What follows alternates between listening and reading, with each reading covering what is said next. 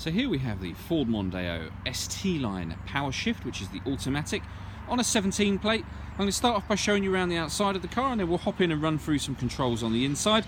But from the outside you can see it's a 5-door car with alloy wheels. Let's start off inside the boot and then work our way around the rest of the car from there.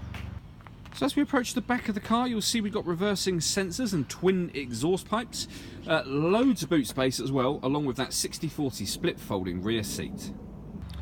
Okay, so we're just going to work our way back round to the front of the car now, and then we'll hop in and run through some controls. But now that we've done a full circle of the car, you can see not only is it in lovely condition, but it's a really fantastic looking car as well.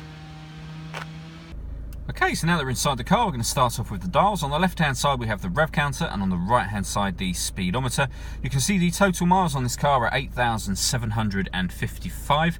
There's two different displays on this car that you can customise and change. There's one on the left here and one in the middle. So the one on the left, you use the buttons on the left hand side of the steering wheel, and you can go through various different menus here. So you can look at your fuel economy figure, for example.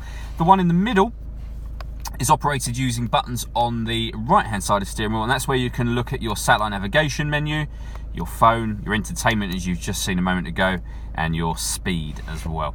Working our way out to the steering wheel, on the left hand side, the buttons I was using for the left hand screen, and the ones on the right hand side as well. Beneath that we've got stereo controls as well as voice activation for the phone. So hit that button, ask it to dial anyone in your contacts list, and it'll do that for you without you having to take your phone from your bag or pocket. And then on the left hand side we have cruise control with speed limiter. Over in the middle is the main touch screen for the car, so you can see we have satellite navigation just there.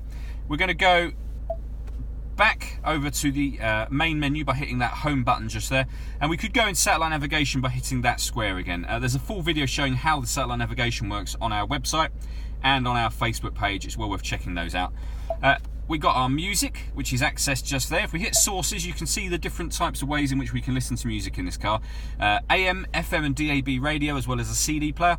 And you can stream music wirelessly via Bluetooth audio as well. And on top of that, there are a couple of USB inputs. So you could connect up a device via USB, and once you've done so, you'll have two extra boxes appear here, and you can select one of those as well. If we go back a page, back to the main menu, hitting add device is where you can pair your phone. Search for your vehicle on your device and select it once it is found. And just follow the instructions on screen. It's a very, very easy system to use. Working our way down, we've got the CD player, followed by the dual zone climate control. So you can adjust the temperature on the left hand side of the car, on the right hand side of the car, and it will always show you what adjustments you're making just here. Same with the fan speed, it will show you that just there. Once you're happy with the temperature and fan speed, that button will turn the air conditioning on or off again. Or auto will maintain those temperatures by taking complete control of the fan speed itself, and you can override that whenever you wish to. We also have a heated driver and passenger seat, as well as a fully electrically heated front and rear windscreen as well. Underneath that section we have a 12-volt charging socket, the fully automatic gearbox, and then to the right hand side of the gearbox we have a few buttons. So we can turn on the front parking sensors, we can turn off the stop and start. So this car is designed to cut out in traffic to save you fuel. You can turn that system off. And this car has autonomous parking as well. So hit that button. I'll show you on the display just there. But the car can parallel park itself, as well as parking itself in a bay as well, perpendicular park. There's a full video showing both of those methods, again, on our Facebook page and on our website. It's well worth checking those out. And then finally, in the central armrest, we have the two USB inputs. All that leaves me to say is thank you for taking the time to watch this video. If you'd like to come and see the car in person and have a test drive, please feel free to call any of our MJA sites.